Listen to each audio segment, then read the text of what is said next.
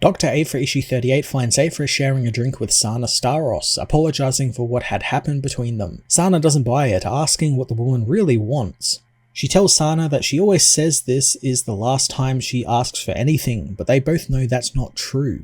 Sana thinks that it's because that she is reliable, but Aphra believes it's because that she really loves her. She apologizes for taking Sana for granted and thought that she would always be there for her, but that's why Sana left, to teach Aphra a lesson. Sana makes it known that she didn't leave to punish her, she left because she needed someone who could look beyond themselves. And that person was not Aphra. Lucky, who's been standing in the corner this whole time, laments how awkward this is as both women begin raising their voices at each other. Sana tells Aphra to leave, but she tells her that something is wrong with the droids and Magna Tolvan needs their help, and Sana is the only chance they have at helping Tolvan. Sana wants to hear her story, as at the Galactic Relay Hub on Epiconia, the Scourge continue to experiment on the people of the settlement, but the final trick of installing itself into organics seems to elude it. The infected Tolvan wonders what is missing since it should know how to infect the flesh, having done it before with the Spark Eternal, but with each new droid or hybrid it eats, it splinters further, and with so many minds spreading out its control, it begins to forget things. The Scourge wonders if it's enough and knows that it's not, since there is so much left to consume and it was made to do so. Tolvan retrieves a droid arm, intent on installing it in a dead man, as Scourge proclaims that they will be soon enough. Far outside the relay hub, Sana surveys the base, finding it really eerie that only droids are around and no people are. Sana thinks that they are being turned like Tolvan was, as Aphra confirms Tolvan is there, thanking Sana for talking with General Organa and the Rebellion and getting their help. Sana reveals that Magna was tracking a group of rebels who disappeared, and she and her crew's trackers all led to this relay base. The team wonder how they'll take down the droids, and Aphra reveals some experimental EMP emitters that she stole from the Tag Corporation, finishing off their incomplete designs with her own modifications. She warns the others that they're last resort weapons, as they are very short range, meaning things like blasters, machinery, and even her electro tattoos will short out when activated. The team head into the base and Lucky covers their approach, sniping the droids down. Scourge is alerted immediately, spotting Lucky on a nearby roof as he activates his EMP device, shutting down the droids that come for him.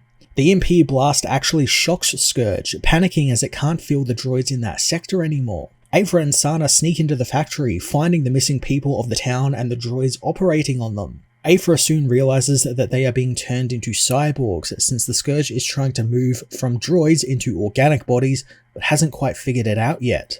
Sana doesn't think that it's possible, as they spot Tolvan along with Lobot and Valance, who order the droids to fan out and stay alert. Aphra notes how they are ordering the droids around, meaning this rescue just turned into a smash and grab. She tosses an EMP on the ground, causing Valance to open fire on them. Scourge finds that even being able to calculate all outcomes, humans still surprise it, and their tenacity is admirable, yet irritating. Sana and Aphra rush to Tolvan's side, with Sana grappling them both to the roof and dumping Aphra down on top of Tolvan and Valance, allowing her to get an EMP device onto them and to take them down. Later on the Archangel, Magna comes too, asking what has happened, but Sana pulls her gun on the woman as the Scourge is still within her, toying with the group and telling them that Tolvan is nothing but an empty house, and it is the only one home. Aphra thinks that she can work with that, having the others hold Tolvan down as she tells her the Spark Eternal is within her, and when she was possessed by it, she learned that connections are liabilities. Aphra uses her electronic tattoos to connect to the Spark, invading the Scourge's mind and seeing how many minds it's connected to all at once. She thinks it's all too much for it to handle, and it still wants more somehow, wanting to see what it's going to move on to next.